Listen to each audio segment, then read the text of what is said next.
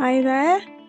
My name's Heidi Steele, and I am here to talk to you today about how I, the disillusioned teacher, um, ditched school and discovered the joy of learning. Um, I have been an unschooling parent for, let's say, 15 years. So my eldest is actually about to turn 16, just in a few days' time. I have four children, so I also have a 14-year-old, an 11-year-old, and an 8-year-old. None of my children have ever been to school, and they have never done school at home, and we've never followed a curriculum to sort of help with their learning. What we have done is facilitated the things that they want to do, and allowed them to sort of grow and develop. I'm going to use the word naturally, organically, just the way that they did all on their own. And we were there to support them in the things they wanted to do and discover and learn about on the way. And that's looked very different for each of my children because as human beings, we're all very unique. But what we have done as adults is come alongside them and help them to do that, give them the help and support that they need to do that. And this is frequently called unschooling, and it's sort of a style of self-directed education. It's sort of self-directed education at home, if you will. But my journey into making that initial decision to home educate was very much rooted in my experience as a teacher. And in the title, I've used the phrase disillusioned teacher. So I was in education for 12 years before I left so that I could home educate my own children. My personal background in that was early years, very, very much enjoyed working in early years settings, the sort of nursery and reception. And a lot of the training that I did that led me to that, or that equipped me to do that, was based on learning about child development and play-based learning. So the idea that actually children are naturally, so using that word again, naturally, excited about the world around them. They have the ability, they are born with the ability to learn and grow and flourish. They're curious, they're asking questions about the world around them. And when we truly look at what children are doing when they play, we see that they are asking those questions, even if it's not verbally. If you observe a child and what they're doing, they're repeating things over and over again. They're very, very scientific about how they approach play. They're always asking, what happens if I do this? What happens if I eat the sand? What does that taste like? What does that feel like? What happened? Why does this thing I put in the water float and that other thing sink? What's happening? And they repeat the same thing over and over again, like they're checking the results. Like, does this keep happening all the time? And then trying to figure out, well, what else can I find? Like, let's put other stuff in the water and see what else floats and what sinks. And they're discovering that, adding all the time to their knowledge. Oh, this thing behaves in the same way as this other item. This rubber duck floats in the same way as a cork floats, or this stone sinks, in the same way as this pen sinks. And they're collecting that information all the time as they play. And I was very much interested in how children really didn't need strong direction as such. They didn't really need someone to come along and say, actually, today is not a good day for you to play in the water and figure out floating and sinking. Today, you need to come over here and you need to sit at this desk and you need to do this handwriting sheet. or you need to do this pre-set curriculum that somebody else has planned for you, even if you've got no interest in it, even if maybe you're not developmentally ready for it. Lots of reasons, taking children away from their sort of the natural order of things, to do something else. Just, it seemed unnecessary to me after my 12 years in education. And during that time, I taught in a lot of different schools. I was peripatetic at one point, for about 2 years. I taught in a lot of different schools. I taught the whole age range throughout primary. And it seemed so unnecessary to ask them to give up something that they loved, and that like fed their desire to learn, and sort of perpetuated this curiosity that they had, because it just grew, like one question leads to another and one activity leads to another. Asking them to leave that to come and do something according to someone else's agenda seemed unnecessary, to me, and for a lot of the children that I saw as well in schools, and things that I hear as I now work with, specifically unschooling families, is how that experience for children actually dampened their natural curiosity, and sort of left them feeling flat, and then that can in turn have some effects on sort of mental health and physical health, as well, and their attitude to learning. So as I said, children are naturally curious, and so we don't, if you can keep that alive, if you can or in the case of children who have maybe been to school and had that experience of being dampened, sort of reignite that natural curiosity. Our children naturally have those tools available to them to learn and to develop and to grow. So I became very sort of disillusioned as a teacher. I felt that it was sort of unnecessary. I could see that there was damage being done. And certainly at the start of our journey, I really recognised that, or I felt that it was too young. Children going into school and being asked to sit and to do for large quantities of time was too young, and maybe actually counterproductive to the things that they actually needed, movement, freedom, autonomy, and that actually that was also detrimental to them. So I decided, along with my husband, joint decision, that we would home educate, and that we would continue, because my children hadn't been in school, or like a preschool setting, we would continue to do what we'd always done, let our children play. They'd got to the age of 5 and they'd learned some pretty significant skills in that time. Actually learning to walk and learning to talk are actually two of the hugest developmental steps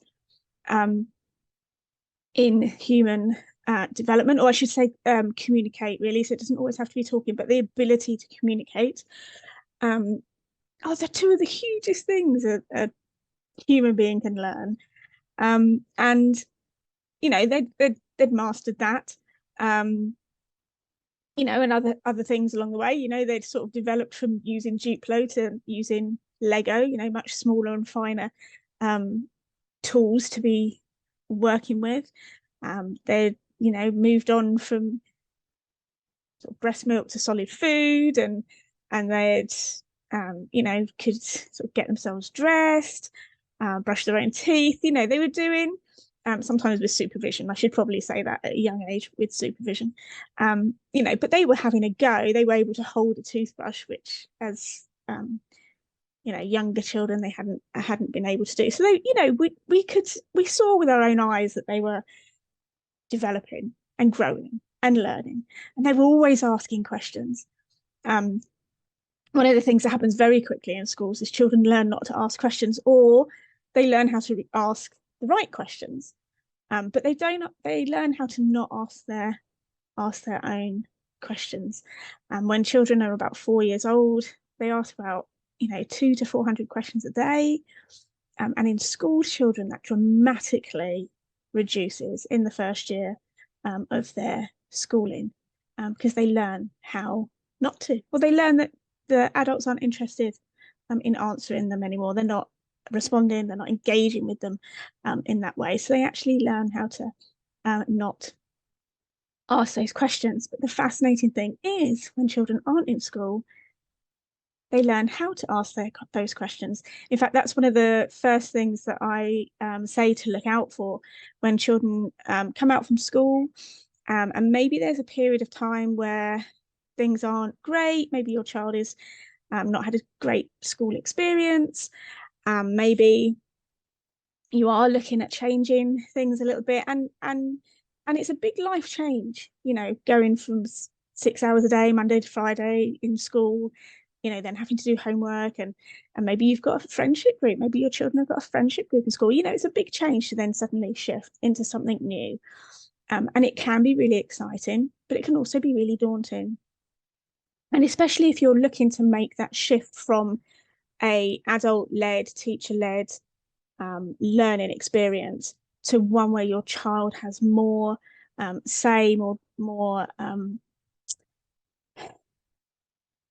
autonomy over what they're doing, what they're going to learn, how they're going to spend their day. That can be a big shift. And one of the first things I say to look out for when your child starts asking questions again, because that's when they're saying, I'm curious about this. And it doesn't matter what it's about. It doesn't matter if it's one question and then it's over.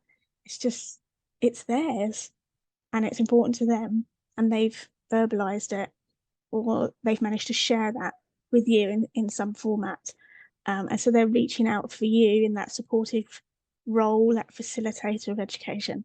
And you can begin from there to move forward into a new style of learning, this sort of self-directed unschooling style of learning, because this natural process of children being curious and learning from literally when they're born doesn't actually stop when they're 5.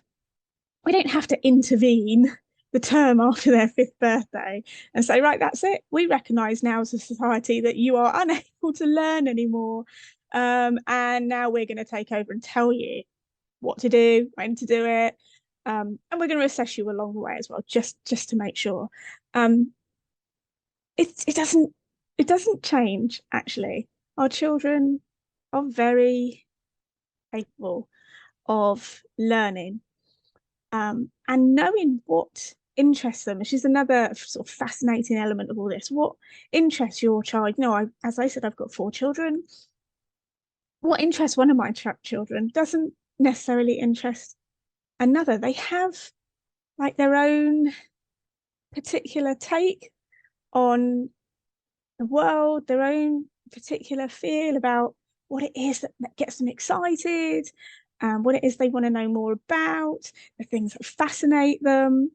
And so even if you've got 2 children that are maybe similar or have a crossover, there'll still be differences in the things that they choose to do and the questions that they ask, or even how they explore this sort of same thing. So if you take Lego, for example, which was a really big thing in our house for many years.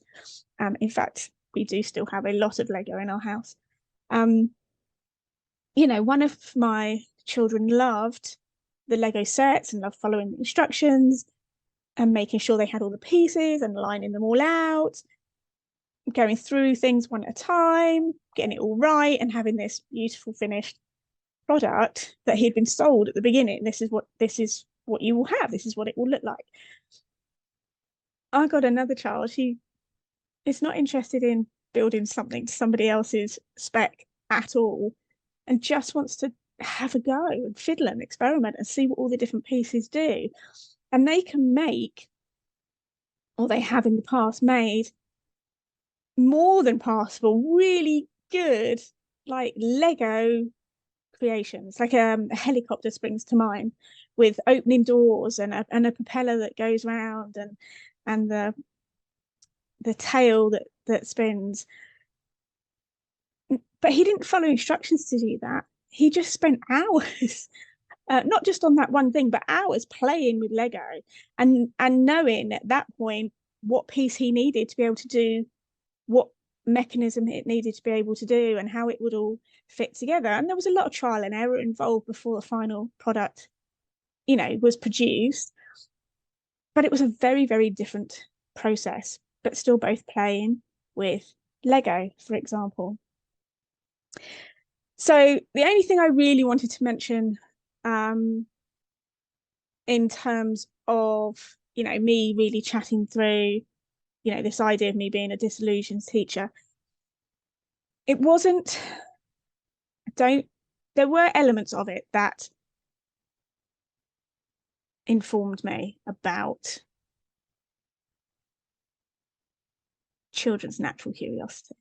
There were, my study of child development, for example, and my many, many, many hours of being with other people's children in early years settings. That was a really good foundation for me for saying, this is how we would like to home educate. But coming from a teaching background and having that information isn't necessary for parents to be able to home educate. In fact, my heart slightly drops now when I'm talking to people about home educating, when they find out that, or they ask the children why they're not in school today. One of the most common questions I get asked is, "Oh, are you a teacher?" And my heart slightly drops, because in the beginning, it used to be a little bit like a get out jail free card. I used to be able to go, yes, it's all fine, got it all under control. And then they'd be quiet and we could just go about our lives. And so I didn't have to have that interaction. But now I realize I don't want to give people the impression that makes it okay. And the opposite is also true, that it's not okay for people who aren't qualified teachers. In fact, I think it presents its own sticking points, because you're so ingrained as a teacher in the schooling system. And one of the things that happened when I was, very early days with my children was, I'd be able to sit at home and say at 9:05, I know exactly what every child is doing in primary school, because I taught the whole of primary school. I know in every year group exactly what is happening in school right now. And what are we doing? We are sat at home in pajamas. That was quite often what we were doing at 9:00 in the morning. We did really lean into, so when my eldest was, sort of 5, 6, 7, he had 3 younger siblings.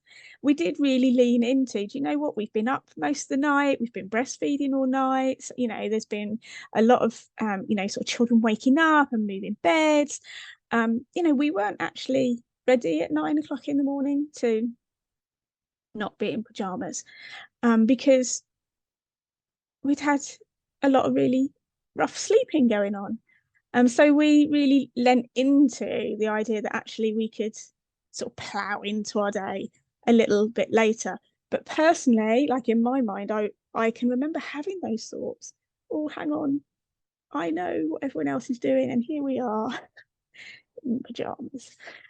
So I think it provides its own challenges if you've been in a school environment, so maybe a TA or a support assistant, maybe even in an admin role, just being very saturated in the education system on a day-to-day basis, I think provides its own challenges. But it doesn't mean you can't overcome those challenges, which is really sort of a little bit what this is about. But it also doesn't mean, you don't have to have qualifications to be able to home educate your children, or even to be able to unschool your children. I wanted that to be quite clear as I was talking. This is a little bit obviously about my experience, but also about how things can change, and we can change our minds, and we can question our own experience. So even if you've not been a teacher, I'm guessing most of you have been in school or through the school system and have a schooled experience.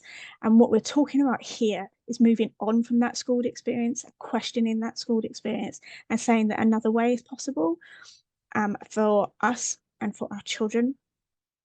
And challenging our thoughts a little bit and sort of helping us to ease the impact of our worries, our concerns, our questions, ease that impact on how we interact with our children, and hopefully for the better, move on for the better, so that we can really release ourselves and our children into a life of learning that is joyful, and that we love, which is where we're going with this. So obviously I decided that I was going to sort of ditch the idea of school entirely. So we completely embrace this idea that children have a natural ability to grow, to learn, to develop, and that whilst we had an active role in that, it wasn't to impart our own agenda on what that should look like. So I completely embraced the idea of play in the way that play is the way that children learn. So I didn't encourage them to do other things, didn't draw them away from their play, created time and space for them to be able to play as much as possible, and to play in the ways, like I said a minute ago about them being unique, to play in the ways that they were drawn to spend time, or as much time as they wanted to play with whatever they were playing with, and however they were playing with, and to come alongside them and do it with them. So sometimes that just meant mimicking play is quite a useful one to do. So if they're playing on the pots and pans and hitting things with metal spoons on the pots and pans, to just sit there and do that with them, to literally mimic what they're doing. Occasionally to introduce new things into their play. So with the pots and pans example, you might start to get out other things. So different style pots, maybe different, maybe a washing up bowl because that's made of plastic, or maybe different implements, so like wooden spoons, so it creates different sounds, and to see, to introduce that into the play, but allow your children to pick up those things if they want to, or sort of to reject those ideas if they want to, and that really is sort of the basis of joining in with your children, to mimic what they're doing, to play alongside them, to answer their questions, to do what they're doing, to introduce new elements, and to be there with them, enjoying that activity together. But what it really allowed us to do, ditching this idea of school, really allowed us as a family to decide what we did and when we did it. That isn't the adults deciding. That's not the adults bringing in sort of a curriculum. It's not the adults bringing in an idea that is absolute and must be fulfilled today, like an agenda, like I keep using the word agenda, but or a structure that is inflexible. It allowed us to create room for the things that my children needed. So, if they needed sleep at irregular times, they could have sleep at irregular times. If we'd had a rough night, like I was talking about before, we could take a nap, or we could take things a bit slower that day. We could change our plans, sort of being responsive to our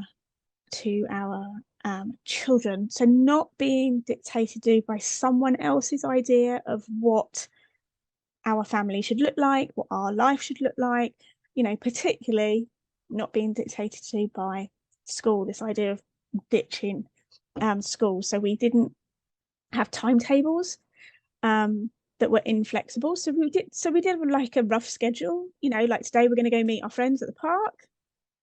But if one of my children was maybe feeling ill or, we hadn't slept properly, or even we were just going to be a little bit late. It allowed for those things. It allowed for us to be responsive to our children. We didn't have, and we still don't have, curriculums.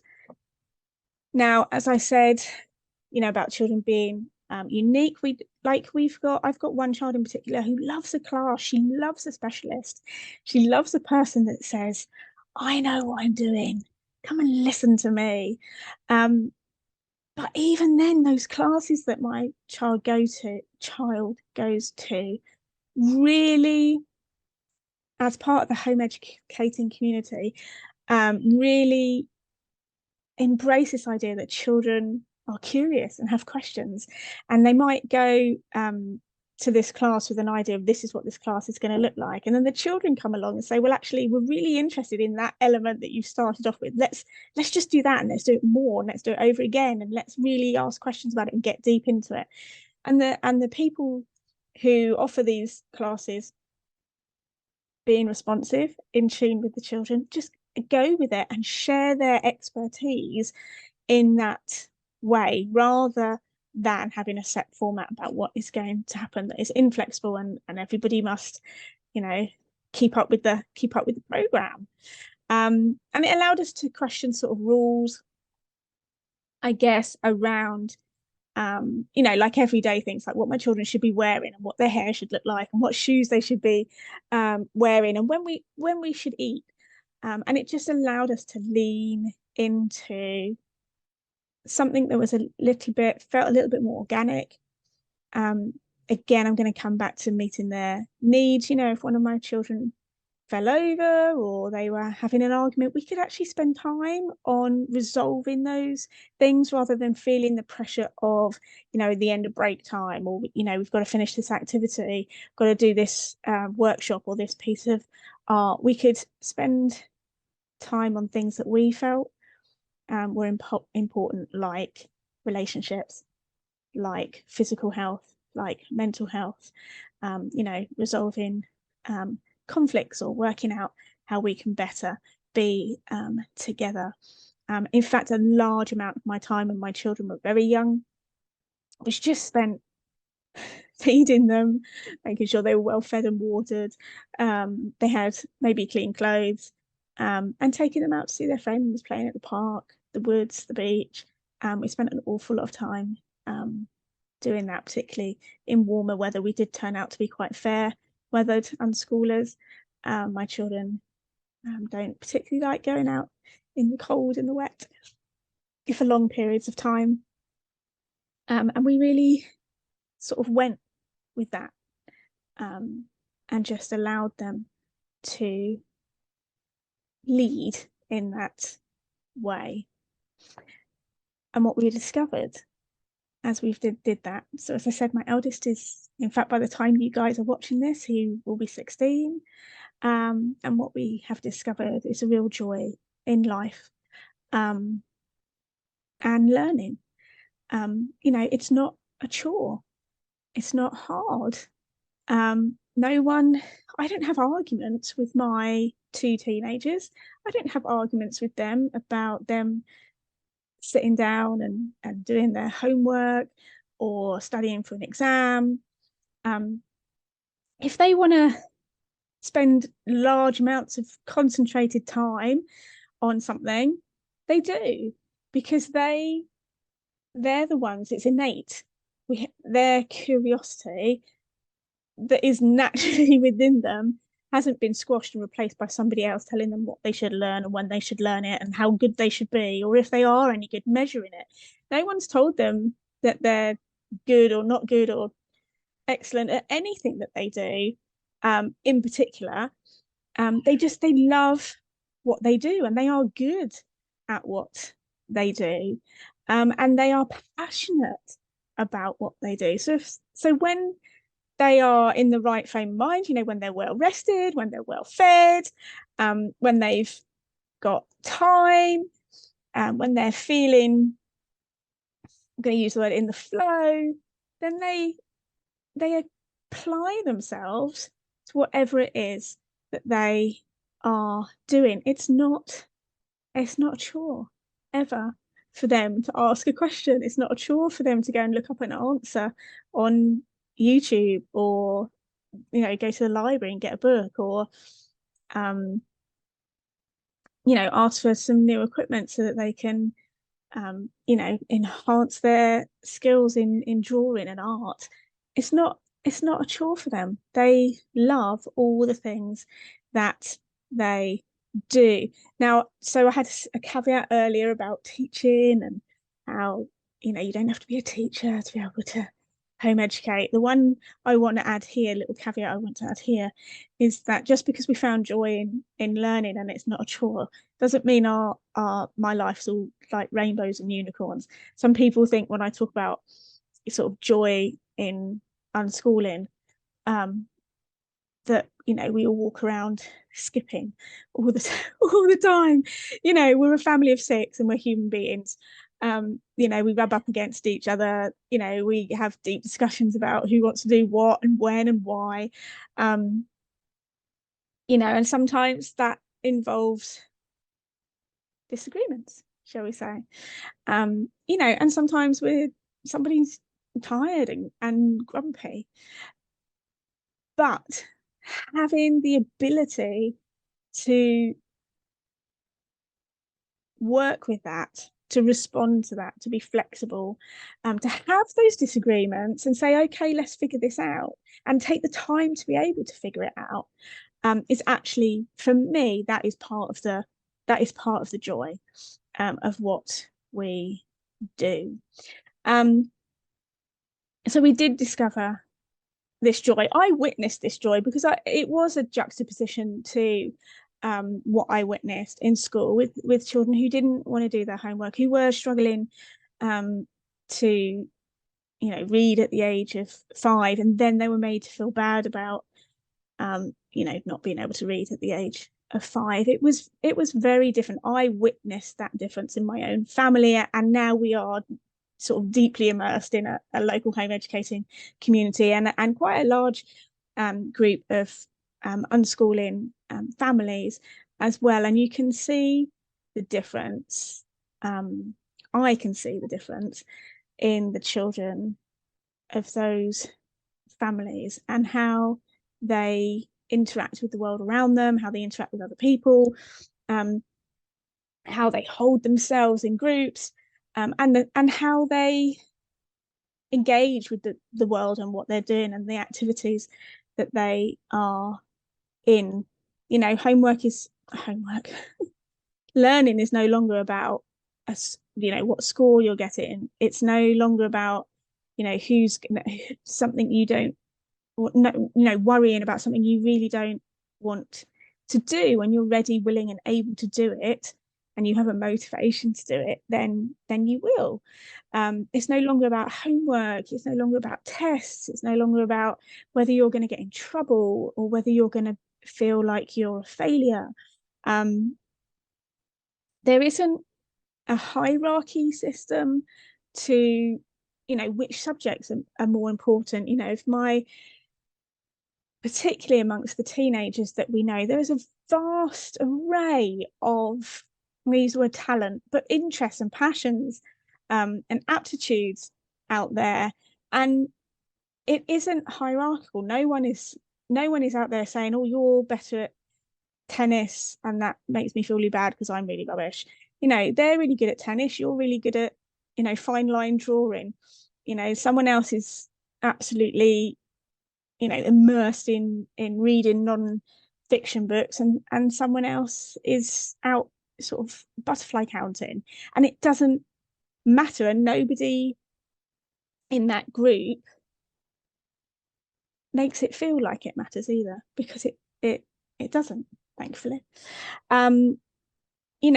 When you love what you do, when you're invested in how you spend your time, and you have the ability to make those choices, particularly from when you're young, but even if you're not young, just making those choices, being able to make those choices more and more, having more opportunity to make those choices about how you spend your time when you're really interested and passionate about what you're doing. When you're self-motivated, that's your self-motivation. Then learning is an absolute joy. Quite often I ask parents to think about maybe something they've learned outside of school or after they've left school in particular, and to think about the difference in the experience, about how it felt to learn something because you chose to learn it. So maybe you taught yourself a craft, or maybe you taught yourself a sport or a language, or maybe a skill, and thinking about the difference in how that felt and the process that you went through to be able to do that when it was your choice, and you were invested in what you were learning about, that new thing that you were discovering. The difference in how that felt compared to someone setting the agenda for you, telling you what you had to learn, when you had to learn it, and for what purpose, which in school settings is usually a test or an exam. And that is what happens when your child is in the driving seat of their own life and their own learning. Practically, this means that your days today can look like anything, because you're there. Your role in this is to support your child, to make things possible for them, to make sure they've got sort of the time, the space, and I keep saying that a lot, but sort of the equipment, and the opportunity to do the things that they want to do. And also this idea of maybe introducing or offering other things along the way that are maybe new options for them, or maybe sort of a growing, like part of their growing interest, things that you can offer them that are in addition to what they're already doing. So it does mean your day can look like anything, because as I said, children are all unique. Certainly in our early days, we would spend, particularly in the warmer months, all day at the beach. You can do that. That's fine. You're allowed to do that. Or you could take a couple of hours to sit and do a painting, or even a couple of weeks if you left it out and just did a little bit every day.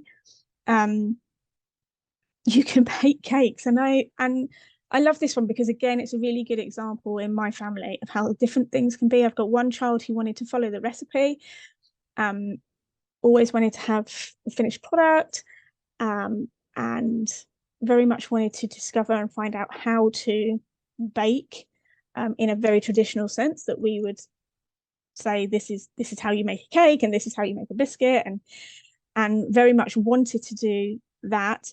And then along came another child who said, yeah, I want to bake. They didn't particularly want me in the kitchen. They wanted me to be able to get the pans out, the bowls out. They wanted me to be able to get the ingredients out for them. They wanted me to tidy up at the end. They sometimes wanted me to chop things, but they very much dictated what was going in this cake. And when I say a carrot, I don't mean carrot cake. There'd be carrots, and there'd be sprinkles, and there'd be sprouts, and there'd be flour, and none of it would be measured. And there'd be sugar, and none of it would be measured. And there'd be butter, and none of it would be measured. And it'd all just go in and get mixed up, and then we'd put it in the oven just to sort of see what would happen. It was very, very process based, very, so it wasn't about the end product, although there was always an interest in what the end product might be like. But it wasn't that we had to have a perfect end product and we had to eat it. It was very much about the process of sort of chopping and adding and stirring and seeing, very scientific, seeing what happens. So again, the same activity, but two very, very different ways of going about it. We spent a lot of time building with Lego, which I've already mentioned. You can have one child who spends their days absolutely immersed in Pokemon, collecting Pokemon cards, watching Pokemon episodes. playing Pokemon Go, connecting with other people about Pokemon, swapping cards. Pokemon Go, you could have teams, go out with friends. There was lots of interaction, and then you could have someone who just wants to spend all day running around the garden making bubbles, and playing with bubble wands and bubble mixture. Very, very different. Or maybe you've got one who likes to just dig holes, and another child who likes to plant seeds. Someone, I've got a very active daughter. She loves anything physical, like dancing and gymnastics and swimming and climbing and trampolining. That is her go-to activity, movement. So she's 8 now. She can sit still, and she can spend time doing artwork. She quite likes artwork. She likes gaming, she likes Roblox, things like that. But actually her go-to is very, very physical movement, lots and lots of energy. You might have one that loves water play, baths, showers. Maybe you've got a paddling pool. Maybe you live near the beach and they want to go paddle all the time, or even swim. You could have another that really likes animals and end up with a house full of different pets. You could have one that likes, I don't know, building. I'm sort of going back to the Lego thing there, really. You could have one that likes crafting or art. Very, very general terms that I'm using there, but maybe one who likes, just material and just cutting up material, and you've got piles of material everywhere. I used to, when they were little, they used to just cut up paper at Edward's hands everywhere. There's just been little bits of paper everywhere for days and days and days. That's what they were doing. They were just cutting up these little bits of paper. And I'd love to be able to tell you why, but we don't always know why. But for them, it was they had this drive to cut up bits of paper. They were, I want to tell you what they were doing, but I don't know. But that's what they needed to do. That's what they were discovering. That's what they were playing with. That's what they were exploring at the time. And that was enough for me, that is how they wanted to spend their time. And it doesn't matter that they're all different. It doesn't matter that what they're doing at 9 o'clock in the morning is not the same as what school children are doing at 9 o'clock in the morning, or any other time of the day, for that matter, because as humans, we are all different and we are all unique. And part of the joy is enabling and celebrating those differences, and not requiring our children to fit into this cookie cutter mold of what they should be doing and when they should be doing it. The hallmarks of a joyful learning is not about doing the same as everyone else at the same time as everyone else, or being led by someone else. What they are is nurturing, sort of facilitating, supporting our children's natural curiosity. That means sort of being following their lead, allowing them, creating this time and space for them to do the things that they want to do, listening to them, hearing what they say. And sometimes the listening is about observing them, really watching what they are doing. I mean, as I just said with the scissor example, sometimes we don't know what they're doing, but sometimes you can see they're going through a process whilst they're playing.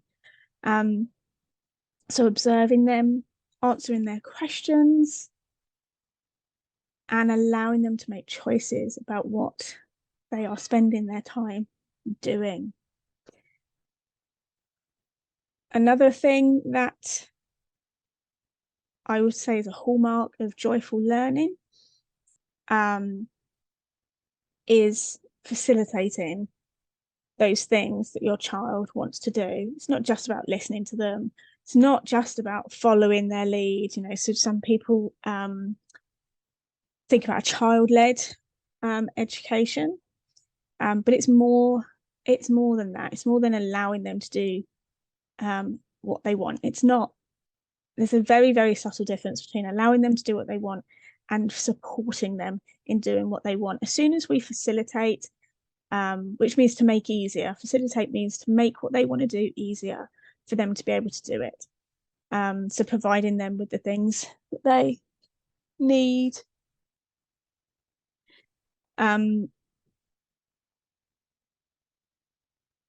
Yes, there's a really, sorry, being interrupted there. There's a really subtle difference between letting children do what they want and facilitating what they want. So facilitating means making things easier. It means supporting them. And once you start supporting someone in their choices, you're validating those choices. You're sort of adding, credentials is the wrong word, but you're adding weight to them. You're validating them. I've said that already. And that's different to just letting children do what they want. It's saying what you want to do has value, it has meaning, and it's important.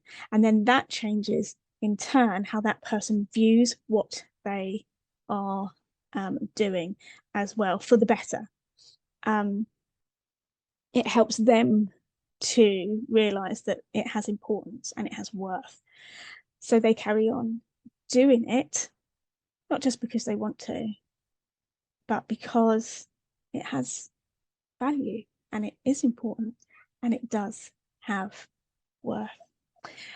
So the hallmarks of joyful learning, nurturing that natural curiosity that we talked about, facilitating things, so supporting our children, actively coming alongside them, being with them in their play, if they allow you to, sort of a little bit of a sub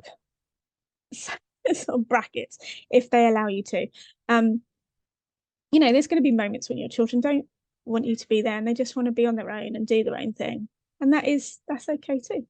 Part of facilitating is saying, okay, recognizing that some children need their own space and some children need their own space more than others, and that will happen also on a gradient. So developmentally, that will happen increasingly, but as I've said repeatedly, all children are unique, so it will happen sooner and more gradually or more quickly for some children than for others, and that's okay too. And the last one is about this actively coming alongside them, partnering. So we call it partnering. So instead of having this hierarchical system where like you're the teacher, so moving away from that. That's what this whole chat here is about, moving away from this teacher sort of led model. A hierarchical system where there's a teacher and there's a pupil, and the teacher is the one who's driving everything. They're the one who's saying what's happening and when. They've got a curriculum that's set out, it's all planned, there's a time frame and everything, and it's about shifting that so that you actually become partners. You're working together with each other to support children's learning. So this is the aspect where you can offer new ideas, where you can invite children to do other things, where you might make suggestions.